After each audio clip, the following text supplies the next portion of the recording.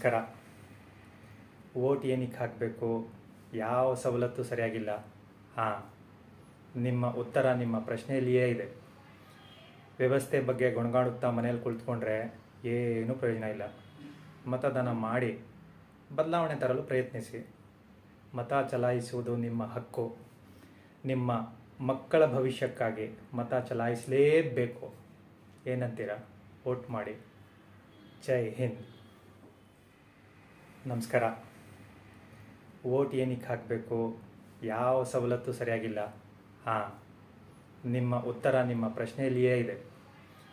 ವ್ಯವಸ್ಥೆ ಬಗ್ಗೆ ಗೊಣಗಾಡುತ್ತಾ ಮನೇಲಿ ಕುಳಿತುಕೊಂಡ್ರೆ ಏನೂ ಪ್ರಯೋಜನ ಇಲ್ಲ.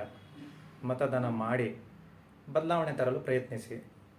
ಮತ ಚಲಾಯಿಸುವುದು ನಿಮ್ಮ ಹಕ್ಕು. ನಿಮ್ಮ ಮಕ್ಕಳ ಭವಿಷ್ಯಕ್ಕಾಗಿ ಮತ ಚಲಾಯಿಸಲೇಬೇಕು. ಏನಂತೀರ? ವೋಟ್ ಮಾಡಿ.